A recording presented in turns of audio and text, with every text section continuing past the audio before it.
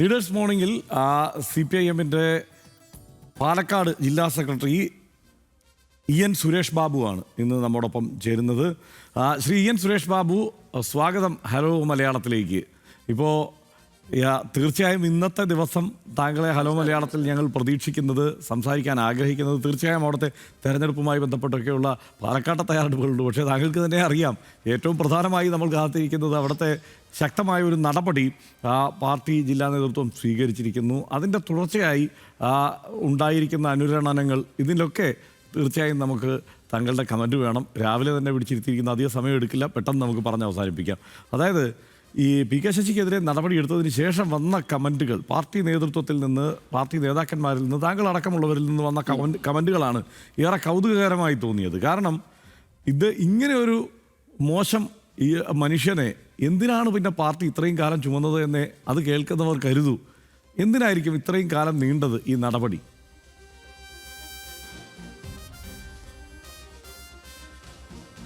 അതായത് നിങ്ങൾ ഈ പറയുന്ന വിഷയത്തിൽ ഇത്രയും മോശപ്പെട്ടൊരു മനുഷ്യനെ എന്തിനാണ് ഇത്രയും കാലം ചുവന്ന് എന്നുള്ളതാണ്. ഞങ്ങളുടെ പാർട്ടിയിലെല്ലാം ഒരു പാർട്ടിക്ക് ഒരു സംഘടനാ രീതികളുണ്ട്. ആ സംഘടനാ രീതികളാണ് എല്ലാ സഖാക്കളിലും ഞങ്ങൾ അവലംബിക്കുക. ആ രൂപത്തിൽ പല ഘട്ടങ്ങളിലായി PK ശശി തെറ്റായ കാര്യങ്ങൾ അല്ലെങ്കിൽ അദ്ദേഹത്തിന് വരുന്ന ചില പോരായ്മകളെല്ലാം വരുമ്പോൾ അതാത് സമയങ്ങളിൽ ചർച്ച ചെയ്യാറുണ്ട്, ചർച്ച ചെയ്തിട്ടുമുണ്ട്. ചില ഘട്ടങ്ങളിലെല്ലാം അദ്ദേഹത്തിൻ്റെ പേരിൽ നടപടികൾ സ്വീകരിച്ചിട്ടുണ്ട്. CPM-നെ സംബന്ധിച്ചിടത്തോളം നടപടികൾ എടുക്കുക എന്ന് പറയുന്നത് ഒരു പാർട്ടി സഖാവിനെ ഇല്ലാതാക്കാനല്ല, നശിപ്പിക്കാനുമല്ല, മറിച്ച് തെറ്റുതിരുത്തി കുറേ കൂടി നല്ല നേതാവായും സഖാവായും മാറുക എന്നുള്ളതാണ് ഞങ്ങൾ കാണുന്നത്. ആ നിലയിലേക്ക് PK ശശി എന്നല്ല, ഏതൊരു പാർട്ടി സഖാവിനെയും എന്തെങ്കിലും കുറവുകളോ കുറ്റങ്ങളോ പോരായ്മകളോ വരുമ്പോൾ ചർച്ച ചെയ്ത് കുറച്ചുകൂടി തിളക്കമാർന്ന പൊതുസമൂഹത്തിൽ മാതൃകയാകുന്ന സഖാവാക്കി മാറ്റുക എന്നുള്ളതാണ് ഞങ്ങൾ സ്വീകരിക്കുന്ന ഒരു പൊതുവായിട്ടുള്ള സംഘടനാ രീതികൾ. അത് ശശിക്കും ആ രൂപത്തിൽ തന്നെയായിരുന്നു. അപ്പോൾ ശശി പല ഘട്ടങ്ങളായി പല പ്രശ്നങ്ങൾ പാർട്ടിക്കകത്ത് ചർച്ച ചെയ്തിട്ടുണ്ട്. ആ ഘട്ടങ്ങളിലൊക്കെ വേണ്ട വിധം പാർട്ടിയുടെ ഭരണഘടനാനുസൃതമായ നടപടികൾ സ്വീകരിച്ചിട്ടുണ്ട്. അപ്പോഴെല്ലാം ചില ഘട്ടങ്ങളിൽ തെറ്റ് തിരുത്തി അദ്ദേഹം പാർട്ടിയിൽ കുറേ കൂടി സജീവമായി പ്രവർത്തിച്ചിട്ടുമുണ്ട്. എന്നാൽ പിന്നീടും ചില തെറ്റുകൾ വരുമ്പോൾ ആ തെറ്റുകൾ പരിശോധിക്കപ്പെടാതിരിക്കാൻ കഴിയില്ല. അത് PK ശശി എന്നല്ല, ഞാൻ ഉൾപ്പെടെയുള്ള ഏതൊരു ആളെയും തെറ്റായ കാര്യങ്ങൾ വരുമ്പോൾ വിമർശിക്കാനും ആ വിമർശനത്തിൽ അതിൻ്റെ ഉൾക്കാമ്പ് ഉണ്ടെങ്കിൽ അത് തിരുത്തപ്പെടാനാണ്, തെറ്റുകൾ കുറച്ചുകൂടി ശരിയാക്കി നല്ല നിലയ്ക്ക് പ്രവർത്തിപ്പിക്കാൻ വേണ്ടിയിട്ടാണ്. അത് ശശിക്കും ബാധകമായിരുന്നു. അപ്പോൾ ഇപ്പോൾ ശശിയെ പുറത്താക്കി എന്നുള്ളത് കൊണ്ട് ശശി പാർട്ടിയിൽ നിൽക്കുന്ന കാലത്ത് അദ്ദേഹം നടത്തിയിട്ടുള്ള സംഭാവന ഞങ്ങൾ അത് ഉൾക്കൊള്ളുമ്പോൾ തന്നെ, അല്ലെങ്കിൽ അത് ആ രൂപത്തിൽ തന്നെ മനസ്സിലാക്കുമ്പോൾ തന്നെ അന്ന് നടത്തിയ തെറ്റുകളെയെല്ലാം തിരുത്തപ്പെടാൻ വേണ്ടിയിട്ടുള്ള അതാത് സമയങ്ങളിൽ നടപടി സ്വീകരിച്ച പാർട്ടിയാണ്. അത് ശശിക്കും ബാധകമായി എന്നേ ഉള്ളൂ. ഇവിടെ കുറച്ച് പക്ഷേ ശ്രീ EN സുരേഷ് ബാബു, പക്ഷേ ഇതിലൊരു പ്രശ്നം, അതായത് SFI കാലം മുതൽ കുഴപ്പക്കാരനാണ് എന്നാണ് ശ്രീ EN സുരേഷ് ബാബു തന്നെ ഇന്നലെ പറഞ്ഞത്. ഇന്നിപ്പോൾ ഈ നടപടിക്ക് ശേഷം ആ ജില്ലയിലെ ഏതാണ്ട് എല്ലാ നേതാക്കളും ഈ കാര്യത്തിൽ വെറുതെ അങ്ങ് പറയുകയല്ല. ഇപ്പോൾ പലരെയും പുറത്താക്കുമ്പോൾ ആ പുറത്താക്കിയതിനൊരു കാരണം കണ്ടെത്താൻ പാർട്ടി സാധാരണ കഷ്ടപ്പെടുന്നതാണ് നമ്മൾ പൊതുവെ കാണാറ്. പക്ഷേ ഇതങ്ങനെയല്ല സംഭവിക്കുന്നത്. അതായത് എല്ലാവർക്കും അനുഭവങ്ങളാണ് പറയാനുള്ളത്. അവിടെ നിന്ന് വളരെ പ്രധാനപ്പെട്ട നേതാക്കന്മാർ, സജീവമായി നിൽക്കുന്ന നേതാക്കന്മാർ, ഏരിയ സെക്രട്ടറിമാരൊക്കെ വന്നിട്ട് പറയുകയാണ്, ഇയാളുടെ കാലയളവിൽ ഇങ്ങനെ ആണ് കാര്യങ്ങൾ കൈകാര്യം ചെയ്തിരുന്നത്, നമ്മളെയൊക്കെ ഇങ്ങനെ കഷ്ടപ്പെടുത്തിയിട്ടുണ്ട് എന്ന് ഇത്രയധികം നേതാക്കൾക്കും പ്രവർത്തകർക്കും പറയേണ്ടുന്ന ഒരു സാഹചര്യം എങ്ങനെയാണ് ഉണ്ടായത്? അങ്ങനെ ഉഗ്രപ്രതാപിയായി അങ്ങനെയാണല്ലോ അദ്ദേഹം പോകുന്നത്. അതായത് ഏതെങ്കിലും തരത്തിൽ അദ്ദേഹം സംഘടനാ നടപടി അദ്ദേഹത്തിനെതിരെ സ്വീകരിക്കുമ്പോൾ അതിനേക്കാൾ കരുത്തനായാണ് അദ്ദേഹം തിരിച്ചു വരിക. അപ്പോൾ അത്രയ്ക്ക് അമാനുഷനായ ഒരു വ്യക്തിയാണോ ഈ പി കെ ശശി എന്നുള്ളത്? ഇപ്പോൾ 2018 ആരോപണം വന്നു, ഗുരുതരമായ ആരോപണം വന്നു. ആ ആരോപണത്തിന് ശേഷം അദ്ദേഹത്തെ സംഘടനാ നടപടി സ്വീകരിച്ച് 6 മാസം പുറത്തിരുത്തി. അടുത്ത തെരഞ്ഞെടുപ്പിൽ മത്സരിക്കാൻ അനുവദിച്ചില്ല. പക്ഷേ ഒരു MLA-ക്ക് കിട്ടുന്നതിനേക്കാൾ കൂടുതൽ പ്രിവിലേജ് കിട്ടുന്ന KTTC ചെയർമാൻ സ്ഥാനത്തേക്കാണ് അദ്ദേഹത്തെ കൊണ്ടുവന്നിരുത്തിയത്. ഇതെങ്ങനെയാണ് സംഭവിക്കുന്നത്? നിങ്ങളീ പറയണ പോലെ പി കെ ശശി അമാനുഷികനായ ഒരാളാണെന്നൊക്കെ നിങ്ങൾ പറയുന്ന കാര്യങ്ങൾ മാത്രമാണ്. ഈ പാർട്ടിയിൽ അങ്ങനെ ഒരാളും ഇല്ല. ഞങ്ങൾക്കെല്ലാം ഓരോ ഘടകങ്ങളിലും പ്രവർത്തിക്കുമ്പോൾ ആ ഘടകങ്ങളിൽ ആ പാർട്ടി തീരുമാനങ്ങൾക്കനുസരിച്ച് എടുക്കുന്ന തീരുമാനങ്ങൾ നടപ്പിലാക്കാൻ ബാധ്യസ്ഥരായവരാണ്. അപ്പം അതിൽ ഞങ്ങളുടേതായിട്ടുള്ള ഓരോ വ്യക്തികൾക്ക് ഓരോ ശൈലി ഉണ്ടാകും. ആ ശൈലികളാണ്. പിന്നെ ഞാൻ പറഞ്ഞല്ലോ, SFI കാലം മുതൽ ഇദ്ദേഹം തെറ്റായ രീതികൾ ഉണ്ടായിട്ടുണ്ട് എന്ന് പറഞ്ഞത് മറ്റൊന്നും കൊണ്ടല്ല. ആ സമയത്ത് തന്നെ പല ഘട്ടങ്ങളിലായി ഇദ്ദേഹത്തിനെതിരെ നടപടി സ്വീകരിച്ചിട്ടുണ്ട്.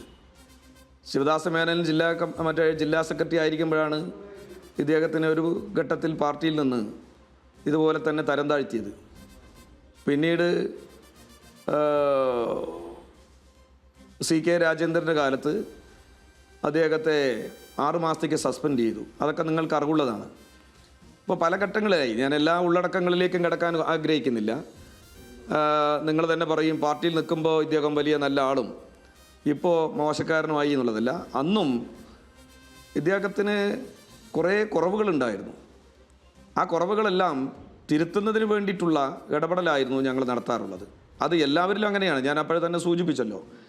അല്ലാതെ ഒരു സഖാവിനെ ഇല്ലാതാക്കാനും നശിപ്പിക്കാനുള്ളതല്ല. പക്ഷേ ശശിയുടെ കാര്യത്തിൽ സ്വയം നശിക്കുമെന്ന് തീരുമാനിച്ചാൽ ശശിക്ക് മാത്രമേ ശശിയെ രക്ഷിക്കാൻ പറ്റുള്ളൂ. ഞങ്ങൾക്കാർക്കും രക്ഷിക്കാൻ കഴിയില്ല. അതാണ് ഇന്നലെ സംഭവിച്ചത് ശശിയുടെ കാര്യത്തിൽ. നിങ്ങൾ പറയുന്ന പോലെ അമാനുഷികനായ ഒരു വലിയ കരുത്തുള്ള ഒരാളാണെന്നൊക്കെ ഈ മാധ്യമങ്ങൾ, നിങ്ങളെപ്പോലുള്ള മാധ്യമങ്ങൾ ചില വാക്കുകൾ ഇങ്ങനെയുള്ള ആളുകൾക്ക് ചാർത്തി കൊടുക്കുന്നു എന്ന് മാത്രമേ ഉള്ളൂ. അദ്ദേഹത്തിന് ചാർത്തി കൊടുക്കുന്നതല്ല കേട്ടോ. അതായത് ഒരു അമാനുഷനെ പോലെ പാർട്ടി അദ്ദേഹത്തെ പരിഗണിച്ചു എന്നാണ്. എന്തിനാണ് അങ്ങനെ പരിഗണിച്ചത് എന്നാണ് ചോദ്യം. അതായത് പാർട്ടി ജില്ലാ നേതൃത്വത്തിനും അപ്പുറത്തുള്ള ഒരു കരുത്ത്, അതായത് അദ്ദേഹത്തെ വീണ്ടും പുനഃപ്രതിഷ്ഠിക്കാനുള്ള ഒരു കരുത്ത്, അല്ലെങ്കിൽ ഒരു ഇടപെടൽ, അത് ജില്ലാ നേതൃത്വത്തിനും അപ്പുറത്തു നിന്നുണ്ടായിട്ടുണ്ടോ? അല്ലെങ്കിൽ എങ്ങനെയാണ് KTDCയുടെ ചെയർമാനായിട്ടൊക്കെ ഇങ്ങനെ ഒരു ആരോപണം നേരിട്ടതിന് ശേഷം വരിക? ഒരു ചെറിയ സിമ്പിൾ എക്സാമ്പിൾ പറയാം. ഇപ്പോൾ എപ്സ്റ്റീൻ ഫയൽസുമായി ബന്ധപ്പെട്ടുള്ള വിവരങ്ങൾ പുറത്തു വരുമ്പോൾ എന്തുകൊണ്ടാണ് അവിടെ ബിൽ ക്ലിൻ്റൺ അടക്കമുള്ളവർ, ട്രംപ് അടക്കമുള്ളവർ ആരോപണ വിധേയരാകുന്നത്? അതായത് ഇത്രയും ഗുരുതരമായ ഒരു കുഴപ്പം കാണിച്ച ആൾക്ക് ഒപ്പം ആ കേസിൽപ്പെട്ടതിന് ശേഷം പിന്നീട് എങ്ങനെയാണ് സഹകരിക്കാൻ കഴിയുന്നത് എന്നുള്ള ചോദ്യമാണ് അവിടെ ഉയരുന്നത്. ആ ലോജിക്ക് ഇവിടെയും വർക്കാവില്ലേ?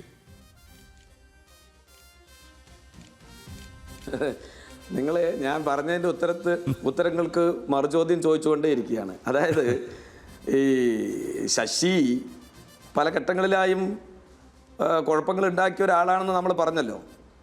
ആ കുഴപ്പങ്ങൾ ഉണ്ടാക്കുമ്പോൾ തിരുത്തുമ്പോൾ അദ്ദേഹത്തെ നന്നായി പ്രവർത്തിക്കാനുള്ള ഘടകങ്ങളാണ് കൊടുക്കുക. അതിനനുസൃതമായി ശശി ആ ഘട്ടങ്ങളിലൊക്കെ പാർട്ടിയിൽ നിന്നിട്ടുണ്ട്. പക്ഷേ ആ ഘടകങ്ങളിലിരുന്നു കൊണ്ട്, അല്ലെങ്കിൽ ആ ഉത്തരവാദിത്തങ്ങളിൽ ഇരുന്നു കൊണ്ട് തെറ്റായ കാര്യം ചെയ്യാൻ ശശിക്ക് അവകാശമില്ല. ശശി എന്നല്ല, വേറെ ഒരാൾക്കും അവകാശമില്ല. അപ്പോൾ തെറ്റായ കാര്യങ്ങൾ ചെയ്യുന്നു എന്ന് തോന്നിയാൽ ആ കാര്യങ്ങളെക്കുറിച്ച് സത്യസന്ധമായി ഞങ്ങളുടെ പാർട്ടിക്കകത്ത് അന്വേഷണം ഉണ്ടാവും.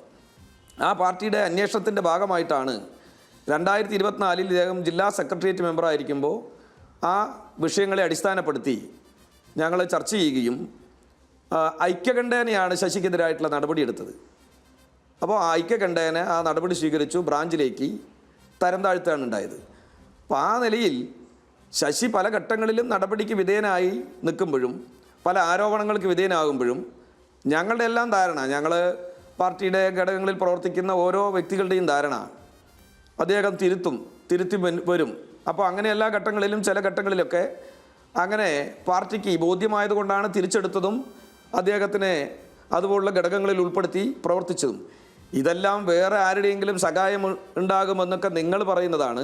ഇതിനെല്ലാം ഞങ്ങൾക്കൊരു പാർട്ടിയുടെ സംഘടനാ മാനദണ്ഡങ്ങളുണ്ട്. ആ മാനദണ്ഡങ്ങൾക്കനുസരിച്ച് ചർച്ച ചെയ്തുകൊണ്ട് തന്നെയാണ് ശശിയെ നടപടിയെടുക്കുന്നതും ശശിയെ തിരിച്ചെടുക്കുന്നതും ശശിക്ക് മറ്റു ഉത്തരവാദിത്തങ്ങളെല്ലാം കൊടുക്കുന്നത്. അല്ലാതെ ആരെങ്കിലും പറഞ്ഞിട്ടോ ആരെങ്കിലും അദ്ദേഹത്തെ ബോധപൂർവം ഉയർത്തി കൊണ്ടുവരണമെന്ന് ആവശ്യപ്പെട്ടിട്ടോ അല്ല. അതെല്ലാം പാർട്ടി ഘടകങ്ങൾ അതാത് ഘടകങ്ങൾ ചർച്ച ചെയ്ത് കൊണ്ടുവരുന്ന കാര്യങ്ങളാണ്. റൈറ്റ്. ഇദ്ദേഹം ഈ ഇന്നലെ ഉന്നയിച്ച ആരോപണങ്ങൾ അദ്ദേഹത്തിൻ്റെ പ്രസംഗത്തിലും അതിനുശേഷം പിന്നീട് മാധ്യമങ്ങളോടും ഒക്കെ പറയുമ്പോൾ ഉന്നയിക്കുന്ന ആരോപണങ്ങൾ കേട്ടാൽ ഞാൻ ആദ്യം പറഞ്ഞത് തിരിച്ചും പ്രയോഗിക്കാവുന്ന ഒരു സാഹചര്യം അവിടെയുണ്ട്. അദ്ദേഹം ആരോപണം ഉന്നയിക്കാത്ത നേതാക്കൾ ഇനിയിപ്പോൾ പാലക്കാട് CPIM-ൽ അവശേഷിക്കുന്നില്ല, താങ്കളടക്കം. താങ്കൾക്കെതിരെയൊക്കെ ഒരു അധിക്ഷേപത്തിൻ്റെ തലത്തിലേക്ക് എത്താവുന്ന തരത്തിലുള്ള ആരോപണങ്ങളൊക്കെയാണ് PK ശശി ഉന്നയിക്കുന്നത്. വെറുതെ ഈ വാപോയ കോടാലി പോലെ എന്തെങ്കിലുമൊക്കെ വിളിച്ചു പറഞ്ഞതാണോ? അതിനപ്പുറത്ത് ഇതിൽ അടിസ്ഥാനമുണ്ടോ എന്നുള്ളത് പാർട്ടി അന്വേഷിക്കുമോ?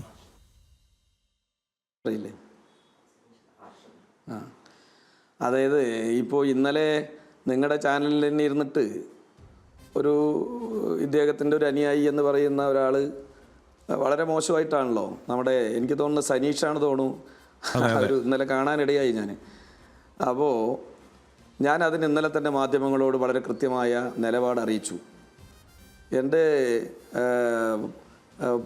പൊതുപ്രവർത്തനവും കമ്മ്യൂണിസ്റ്റ് പാർട്ടിയുടെ പ്രവർത്തനവും എല്ലാം ആരംഭിക്കുന്നത് വളരെ ചെറുപ്പത്തിൽ തന്നെയാണ്. ഞാൻ 8ാം ക്ലാസ്സിൽ പഠിക്കുമ്പോഴാണ് SFIയുടെ ക്ലാസ് ലീഡറായി വരുന്നത്. അപ്പൊന്നും അങ്ങനെ വല്ലാതെ രാഷ്ട്രീയ ബോധ്യത്തിൽ നിന്നുകൊണ്ട് SFI ഒരു വികാരത്തിൽ SFI അത് വികാരമാണല്ലോ, അന്നും ഇന്നും എല്ലാം SFI എന്ന് പറഞ്ഞാൽ ഞങ്ങളെയൊക്കെ സംബന്ധിച്ചിടത്തോളം വികാരമാണ്. അപ്പോൾ കത്തി ജ്വലിച്ച് എല്ലാ പ്രയാസങ്ങളും നേരിട്ടുകൊണ്ട് വിദ്യാർത്ഥി സമൂഹത്തിൽ പ്രവർത്തിക്കുന്ന ഒരു കാലഘട്ടമാണ് 83 എന്നൊക്കെ പറയും. ആ കാലഘട്ടത്തിലാണ് സംഘർഷാത്മകമായ ഒരു അന്തരീക്ഷമാണ് ഞാൻ പഠിച്ച സ്കൂളൊക്കെ അന്ന്. അപ്പോൾ അന്ന് 8ാം ക്ലാസ്സിൽ പഠിക്കുമ്പോൾ ക്ലാസ് ലീഡറായി, പിന്നീട് ചിറ്റൂർ കോളേജിൽ ചേർന്നപ്പോൾ ഏറെക്കുറെ SFIയുടെ മുഴുവൻ സമയ പ്രവർത്തകനായി വന്നു തുടങ്ങിയതാണ്. ഞാൻ അതാണ് ഇന്നലെ പറഞ്ഞത്. അന്ന് മുതൽ അന്വേഷിച്ചോട്ടെ ആ കാര്യങ്ങൾ മുതൽ അന്വേഷിക്കുക. ഈ പറയുന്ന ആരോപണങ്ങൾ എന്ന് പറയുന്നത് ഞാനെന്തോ ഒരു ദുരൂഹമായി ചില കാര്യങ്ങൾ ചെയ്യുന്നു എന്നാണല്ലോ അദ്ദേഹം പറഞ്ഞത്. അപ്പോൾ ആ ആരോപണങ്ങൾക്ക് അടിസ്ഥാനം എന്തെങ്കിലും ഉണ്ടെങ്കിൽ എനിക്ക് അതിൻ്റേതായിട്ടുള്ള സാമ്പത്തിക വലിപ്പം ഉണ്ടാവുമല്ലോ, സാമ്പത്തികമായി ഞാൻ വലിയ മെച്ചപ്പെട്ട ആയി മാറിയിട്ടുണ്ടാവുമല്ലോ ഈ കാലയളവിൽ.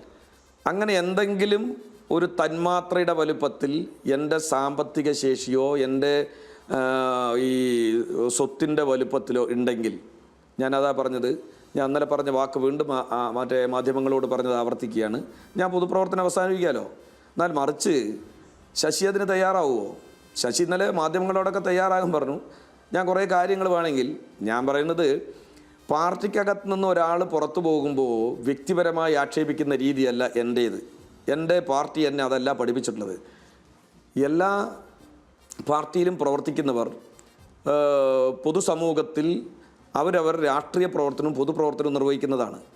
അതിൽ കുറ്റങ്ങളും കുറവുകളും ഉണ്ടാകാം. പക്ഷേ ഇത്തരം ആരോപണങ്ങൾ ഉന്നയിക്കുമ്പോൾ അതിൻ്റെ യാഥാർത്ഥ്യമെന്ത്, ബോധപൂർവം ഇത്തരം ആരോപണങ്ങൾ ഉന്നയിച്ച് പൊതുസമൂഹത്തിൽ മോശപ്പെടുത്താൻ ശ്രമിച്ചാൽ, ഇയാൾ മോശപ്പെടുത്താൻ ശ്രമിച്ചിട്ട് ഞാൻ മോശമാവുമോ? എൻ്റെ പ്രവർത്തന മേഖലയിൽ എന്നെ ജനങ്ങൾക്ക് നന്നായിട്ട് അറിയാലോ. ഞാൻ ചെറുപ്പം മുതൽ എങ്ങനെയാണ് വളർന്നു വന്നത്, ഇപ്പോൾ എങ്ങനെയാണ് ജീവിക്കുന്നത്, ഇപ്പോൾ ജനങ്ങളുടെ ഇടയിൽ എങ്ങനെയാണ് ഞാൻ ഇടപഴകുന്നത്. അന്ന് എൻ്റെ ചെറിയ വയസ്സിലും പിന്നീട് കോളേജ് ലൈഫിലും പിന്നീട് രാഷ്ട്രീയ പ്രവർത്തന രംഗത്തൊക്കെ വരുമ്പോൾ ഉണ്ടായ എന്തെങ്കിലും തരത്തിൽ എനിക്ക് മാറ്റമുണ്ടായിട്ടുണ്ടോ? വ്യക്തി ജീവിതത്തിലോ പൊതുജീവിതത്തിലോ എൻ്റെ കുടുംബ ജീവിതത്തിലോ എന്തെങ്കിലും മാറ്റങ്ങൾ ഉണ്ടായിട്ടുണ്ടോ? എൻ്റെ നാട്ടിൽ വന്ന് പരിശോധിക്കാം. നാട്ടുകാരും ജനങ്ങളുമല്ലേ ഞങ്ങൾക്കെല്ലാം യഥാർത്ഥത്തിൽ ഒരു അംഗീകാരം തരുന്നത്. അതിനനുസരിച്ചല്ലേ ഞങ്ങളെല്ലാം പ്രവർത്തിക്കുന്നത്. അതുകൊണ്ടാണല്ലോ ഞങ്ങളുടെ പാർട്ടി എപ്പോഴും ഒരു കേഡർമാരെ വളർത്തിയെടുക്കുമ്പോൾ വളരെ ക്രിസ്റ്റൽ ക്ലിയറായി മറ്റേ മാതൃകാപരമായി പ്രവർത്തിക്കണമെന്ന്, അത് പൊതുജീവിതത്തിലും വ്യക്തി ജീവിതത്തിലും പാലിക്കണമെന്ന് പഠിപ്പിക്കുന്നത്. ആ തരത്തിലാണ് ഞങ്ങൾ ജീവിച്ചു പോകുന്നത്. അത് ആർക്ക് വേണമെങ്കിലും പരിശോധിക്കാം. പക്ഷേ ഞാൻ ഈ പാർട്ടിയിൽ നിന്ന് ഇപ്പോൾ PK ശശി പുറത്തു പോയപ്പോൾ ഒരാളെ അപവാദം പറയുക അല്ലെങ്കിൽ അദ്ദേഹത്തിനെ കുറിച്ച് വളരെ മോശപ്പെടുത്തുക എന്ന സമീപനം ഞാൻ എടുക്കുന്നില്ല. അത് അദ്ദേഹത്തിൻ്റെ രീതി. പക്ഷേ ഒരു കാര്യം മനസ്സിലാക്കണം, എന്നെയും അദ്ദേഹത്തിനെയും മാധ്യമങ്ങൾ ഉൾപ്പെടെ താരതമ്യം ചെയ്തോട്ടെ. അന്വേഷണങ്ങൾ വേണമെങ്കിൽ നിങ്ങൾക്ക് സ്വയം നടത്തുക. എത്രത്തോളം ഞാനാണോ ഈ കാര്യത്തിൽ ശരി, അതാ ശശിയാണോ ശരിയെന്ന് കണ്ടുപിടിക്കുക. ഞാനത് നിങ്ങളെപ്പോലുള്ള മാധ്യമങ്ങൾക്ക് വിടുകയാണ്. അത് ഇന്നലെയും പറഞ്ഞത് ഞാൻ ആവർത്തിക്കുകയാണ്. തീർച്ചയായും ഈ പി കെ ശശിയുടെ ആക്ഷേപങ്ങൾക്ക് പക്വതയോടെയുള്ള മറുപടിയാണ് താങ്കൾ ഇപ്പോൾ നൽകുന്നത്. തീർച്ചയായും ഒരു ആ നേതാവിൻ്റെ പക്വത ആ വാക്കുകളിലുണ്ട്. പക്ഷേ ഒരു പ്രശ്നം, ഇത് അദ്ദേഹം താങ്കൾക്കെതിരെ മാത്രമല്ലല്ലോ ആരോപണം ഉന്നയിക്കുന്നത്. അവിടെ കണ്ണിൽ കാണുന്ന എല്ലാ CPM നേതാക്കൾക്കെതിരെയും DYFIക്കാർക്കെതിരെയും ഒക്കെ അദ്ദേഹം വെറുതെ ഒരു ആരോപണവും ഉന്നയിക്കുകയല്ല. ഒരു സാധാരണ മട്ടിൽ ഒരു രാഷ്ട്രീയ ആരോപണം ഉന്നയിക്കുന്ന രീതിയല്ല, വ്യക്തിപരമായി അവഹേളിക്കുന്ന തരത്തിലുള്ള ആരോപണങ്ങളാണ് ഉന്നയിക്കുന്നത്. അതുകൊണ്ട് തന്നെ അവരൊക്കെ പ്രകോപിതരാകുന്നുണ്ട്. ആ പ്രകോപനത്തോടെയുള്ള ഫേസ്ബുക്ക് പോസ്റ്റുകളൊക്കെ നമ്മൾ ഈ നേതാക്കളുടെ ഭാഗത്തു നിന്ന് കാണുന്നുണ്ട്. അതുകൊണ്ട് ഈ ഒരു ഈ പി കെ ശശിയുടെ ഈ മാറ്റം അല്ലെങ്കിൽ ഈ നടപടി, പി കെ ശശിക്കെതിരായ നടപടി ഒരു സംഘർഷത്തിന് കാരണമാകുമോ?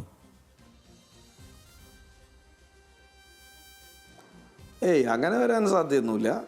ഞങ്ങളുടെ പാർട്ടിയിലെ സഖാക്കൾ വളരെ പക്വതയോടുകൂടി തന്നെയാണ് ഇത്തരം കാര്യങ്ങൾ. പിന്നെ ഇല്ലാത്ത ആരോപണം പറയുന്ന സമയത്ത് എല്ലാവരും ഒരുപോലെ ആയിരിക്കില്ലല്ലോ പ്രതികരിക്കുക. സ്വാഭാവികമായിട്ടൊരു വികാരപരമായി ചിലപ്പോൾ ഫേസ്ബുക്കിലും വാട്സപ്പ്, ഞാൻ കണ്ടിട്ടില്ല, നിങ്ങൾ പറഞ്ഞപ്പോൾ ഞാൻ പറയുകയാണ്, ചിലർ ചിലപ്പോൾ ചില വാക്കുകൾ കടുപ്പിച്ച് പോയി പറഞ്ഞിട്ടുണ്ടാവും. അതെല്ലാം ആ രീതിയിലെടുത്താൽ മതി. അല്ലാതെ നമ്മളതിനെ ഇല്ലാത്ത കാര്യങ്ങൾ പറയുമ്പോൾ സ്വാഭാവികമായും പല രൂപത്തിലായിരിക്കുമല്ലോ പ്രതികരിക്കുക. അപ്പോൾ ഇന്നലെ തന്നെ ഞാൻ മാധ്യമങ്ങളോട് സംസാരിച്ചതിന് ശേഷം എൻ്റെ കുറേ സഖാക്കൾ എന്നെ വിളിച്ചിട്ട് പറഞ്ഞു, സഖാവ് പറഞ്ഞതിൽ വളരെ കൃത്യത, പക്ഷേ ഒരു ചെറിയ ആവേശം വന്ന ഒരു സംശയം ഉണ്ടായി തോന്നി. എപ്പോഴും പത്രക്കാരെ കാണുമ്പോൾ നിങ്ങൾ അങ്ങനെയല്ല പ്രതികരിക്കുന്നത്, പക്ഷെ ഒരു ആവേശം വന്നോ എന്നൊരു സംശയം ഉണ്ടായി. അതിൻ്റെ ആവശ്യം ഉണ്ടായിരുന്നില്ല പറഞ്ഞു. കാരണം അപ്പോൾ ഞാനിങ്ങനെ സ്റ്റേറ്റ് കമ്മിറ്റി കഴിഞ്ഞ് ഇറങ്ങി വരുമ്പോഴാണ് പത്രക്കാരെന്നെ കാണുന്നത്. അപ്പോൾ എനിക്ക് തോന്നുന്നു റിപ്പോർട്ടർ ചാനലുകാരാണ് തോന്നുന്നു എന്നോട് ചോദിച്ചത്, നിങ്ങൾ സ്പിരിറ്റ് കടത്തുന്ന ആളാണെന്നാണല്ലോ ആരോ. അപ്പോൾ എനിക്കുണ്ടായിട്ടുള്ളൊരു ചെറിയ വികാരപ്രകടനം എന്ന് വേണമെങ്കിൽ പറയാം. അത് ആവാൻ പാടില്ല. ഞങ്ങളപ്പോൾ ഉള്ളൊരു പാർട്ടിയിൽ അങ്ങനെ ഒരു വികാരപ്രകടനം പാടാത്തതാണ്. പക്ഷേ ആ സമയത്ത് ഒരു ചെറിയ ആവേശം വന്നുപോയി എന്നുള്ളതാണ് എനിക്ക് തോന്നിയിട്ടുള്ളത്. അപ്പോൾ അതുകൊണ്ട് ഞാനിപ്പോൾ ഇവിടെ ആവർത്തിച്ച് പറയുക, അദ്ദേഹം ആരെയും എന്തും പറയും. പി കെ ശശിയല്ല സുരേഷ് ബാബു. അതുകൊണ്ട് അദ്ദേഹം പറഞ്ഞ എല്ലാ കാര്യങ്ങൾക്കും മറുപടി പറയാൻ ഉദ്ദേശിക്കുന്നില്ല. പിന്നെ അദ്ദേഹത്തിൻ്റെ ആരോപണങ്ങൾ അന്തസ്സുള്ള, ഇതുവരെ CPMൻ്റെ ഭാഗമായി, കമ്മ്യൂണിസ്റ്റ് പാർട്ടിയുടെ ഭാഗമായി പ്രവർത്തിച്ച ഒരു സത്യസന്ധനാണ് എങ്കിൽ അത് പൊതുസമൂഹത്തിൽ തെളിവ് സഹിതം അവതരിപ്പിക്കാൻ അദ്ദേഹത്തിന് സാധിക്കും. ഇനിയിപ്പോൾ എന്തായാലും തെരഞ്ഞെടുപ്പിലേക്ക് കടക്കുകയാണ്. ഇപ്പോൾ പി കെ ശശി മാത്രമല്ല, ഇപ്പോൾ പി കെ ശശി അവിടെ സ്ഥാനാർത്ഥിയായി ഒറ്റപ്പാലത്ത് വരുന്നു എന്നുള്ള സാഹചര്യം, അപ്പുറത്ത് സുരേഷ് മലമ്പുഴയിൽ വരുന്നു എന്നുള്ള സാഹചര്യം, ഇങ്ങനെയൊക്കെയുള്ള ചില പ്രത്യേക സാഹചര്യം, അതായത് ഇടതുമുന്നണിക്കൊപ്പം നിന്നിരുന്ന അല്ലെങ്കിൽ പാർട്ടിക്കൊപ്പം നിന്നിരുന്ന ആളുകളെ അടർത്തിയെടുത്തുകൊണ്ട് ഇവിടെയൊക്കെ മത്സരിപ്പിക്കുന്ന സാഹചര്യത്തിലേക്ക് UDF പോവുകയാണ്. അപ്പോൾ അതൊരു വെല്ലുവിളിയാകുമോ? ഒരു വെല്ലുവിളി ഉണ്ടാവില്ല എന്ന് ഞാൻ ഇന്നലെ മാധ്യമങ്ങളോട് പറയുന്ന ഒരു ഘട്ടത്തിൽ, ഒറ്റപ്പാലത്ത് ഇദ്ദേഹം സ്ഥാനാർത്ഥിയായി വരുന്നു എന്നൊരു ചോദ്യം ചോദിച്ചപ്പോൾ അതിന് മറുപടിയായി ഞാനൊരു വാചകം ഉപയോഗിച്ചു. ഞങ്ങളുടെ പാർട്ടിക്കകത്ത് അടുക്കളയിൽ പണിയെടുത്തവരും അതുപോലെ കുടപിടിച്ചവരൊക്കെ ഈ പാർട്ടി വിട്ട് ഇപ്പോൾ UDFൻ്റെ സ്ഥാനാർത്ഥികളാകുകയാണ്. അത് ശശിനെ മാത്രം ഉദ്ദേശിച്ച കാര്യമല്ല. നിങ്ങൾ പറഞ്ഞ ചില പേരുകളൊക്കെ അതിൽ ഉൾപ്പെടും. മനസ്സിലായില്ലേ? നേതാക്കൾക്ക് കുടപിടിച്ചവർ ഇപ്പോൾ UDFൻ്റെ സ്ഥാനാർത്ഥിയാകുക എന്ന് പറഞ്ഞാൽ, ഈ രാജ്യത്തെ ഒരു മഹാപ്രസ്ഥാനമായിരുന്നല്ലോ ഇന്ത്യൻ നാഷണൽ കോൺഗ്രസ്. ആ കോൺഗ്രസിൻ്റെ ഗതികേട് നിങ്ങൾ ആലോചിക്കണം. ആ കമ്മ്യൂണിസ്റ്റ് പാർട്ടിയിൽ നിന്ന് അല്ലെങ്കിൽ CPIMൽ നിന്ന് ഞങ്ങൾ പുറത്തുവിട്ട മാലിന്യങ്ങൾ, ആ മാലിന്യങ്ങളെ പൊതുസമൂഹത്തിൽ നല്ലവരായി പ്രദർശിപ്പിക്കേണ്ട ഗതികേട് കോൺഗ്രസിനെത്തിയില്ലേ? അത് എത്ര വലിയ ഗതികേടാ നിങ്ങൾ ആലോചിച്ച് നോക്കി. യൂത്ത് കോൺഗ്രസ്സുകാരും അതുപോലെ തന്നെ കോൺഗ്രസ്സുകാരും പി കെ ശശിയെ ഉപയോഗപ്പെടുത്തിയിട്ടല്ലേ ഞങ്ങൾക്ക് എതിരായി നിയമസഭയ്ക്ക് അകത്തും പുറത്തുമെല്ലാം വളരെ മോശപ്പെട്ട കാര്യങ്ങൾ ഉപയോഗിച്ചത്. ആ ശശിയല്ലേ ഇപ്പോൾ വളരെ നല്ലവനായി ഇപ്പോൾ ചിത്രീകരിച്ച് VD സതീശൻ പറഞ്ഞത്. എന്തെല്ലാം ആക്ഷേപങ്ങൾ ആ ഘട്ടത്തിൽ ഇവർ ഉയർത്തി. സഖാവ് AK ബാലനും ശ്രീമതി ടീച്ചറും തീവ്രത ഇളക്കുകയാണ് എന്നല്ലേ പറഞ്ഞത്. അപ്പോൾ ഇപ്പോൾ പി കെ ശശിയുടെ തീവ്രത VD സതീശൻ, സുധാകരനും അതുപോലെ തന്നെ അടൂർ പ്രകാശൊക്കെ അളക്കുമോ? അപ്പോൾ അതെല്ലാം ഞങ്ങൾ ഈ പാർട്ടിയിൽ നിന്നും പല ഘട്ടങ്ങളിലായി അവരുടെ മോശപ്പെട്ട പ്രവൃത്തികളും പാർട്ടിക്ക് യോജിക്കാത്ത കാര്യങ്ങളും അന്വേഷിച്ച് കണ്ടുപിടിച്ച് അതിൽ നടപടി സ്വീകരിച്ചവരെ പുണ്യാളന്മാരാക്കുന്ന ഒരു നിലയിലേക്ക് കോൺഗ്രസ് എത്തിയാൽ അതൊന്നും പൊതുസമൂഹം സ്വീകരിക്കില്ല. ജനങ്ങൾ അതിന് കൃത്യമായിട്ടുള്ള മറുപടി നൽകും. അപ്പോൾ ഞാൻ ഇന്നലെ പറഞ്ഞത് കേവലം ശശിയെ മാത്രം ഉന്നം വെച്ചല്ല, ഞങ്ങളുടെ പാർട്ടിയിൽ നിന്നും പുറത്തു പോകുന്ന പല ആളുകളുണ്ട്, അവരെയൊക്കെ ഉന്നം വെച്ചുകൊണ്ട് തന്നെയാണ് പറഞ്ഞത്. അപ്പോൾ ഇവിടെ നിൽക്കുമ്പോൾ നല്ല ആളും അവിടെ പോകുമ്പോൾ എങ്ങനെയാണ് എന്നുള്ളതല്ല അതിനർത്ഥം. ഇവിടെ നിൽക്കുമ്പോൾ പാർട്ടിക്ക് അനുസൃതമായി നിൽക്കണമെന്നാണ് ഞങ്ങൾ പറഞ്ഞിട്ട്, ഞങ്ങളെല്ലാം അങ്ങനെ തന്നെയാണ് പാർട്ടിയിൽ ഇപ്പോഴും പ്രവർത്തിക്കുന്നത്. പക്ഷേ അപ്പുറത്ത് പോകേണ്ട ഗതികേടിലേക്ക്, സ്വയം നാശത്തിലേക്ക് പോയാൽ ഞങ്ങൾക്കാർക്കും തടയാൻ കഴിയില്ല. ഞങ്ങളെ തിരുത്തിപ്പിക്കാൻ ഒരുപാട് ശ്രമിക്കാതെ പാർട്ടിയെ വെല്ലുവിളിച്ചു പോയാൽ ഞങ്ങളത് ആ രൂപത്തിൽ തന്നെ ഞങ്ങളത് കൈകാര്യം ചെയ്യുക എന്നുള്ളതേ ഉള്ളൂ. അതാണ് ഞങ്ങളുടെ പാർട്ടിയുടെ ഇന്ന് വരെയുള്ള പ്രവർത്തന രീതി. റൈറ്റ്. എന്തായാലും ശ്രീ സുരേഷ് ബാബു, സാധാരണ CPIM-ൽ നിന്നൊരാളെ പുറത്താക്കുന്ന സാഹചര്യം ഉണ്ടായാൽ ഒരു പൊതുമാധ്യമ രീതി അനുസരിച്ച് അയാൾക്കൊപ്പം നിന്നുകൊണ്ട് അയാളോടൊരു അനീതി കാണിച്ചത് എങ്ങനെ CPIM എന്നുള്ളത് കണ്ടെത്താനാണ് സാധാരണ മാധ്യമങ്ങൾ ശ്രമിക്കുക. ഇവിടെ പക്ഷേ ഇന്നലെ ഈ വിഷയത്തിൽ കണ്ടത് എല്ലാ മാധ്യമങ്ങളും CPIM-നെ വിമർശിക്കുന്നുണ്ട്. അത് എന്തുകൊണ്ട് ഈ നടപടി വൈകിപ്പോയി എന്ന് ചോദിച്ചാണ് എന്നുള്ളൊരു കൗതുകം ഈ വിഷയത്തിൽ എന്തായാലും ഉണ്ട്. എന്തായാലും വളരെ നന്ദി. രാവിലെ തന്നെ താങ്കൾ സജീവമായി പ്രവർത്തന രംഗത്തേക്ക് കടക്കുകയാണ്. അതിനു മുമ്പ് ഞങ്ങളോട് ഇത്രയും സമയം ചെലവഴിച്ച് ഇത്രയും കാര്യങ്ങൾ വിശദീകരിച്ചതിന് നന്ദി, വളരെ നന്ദി.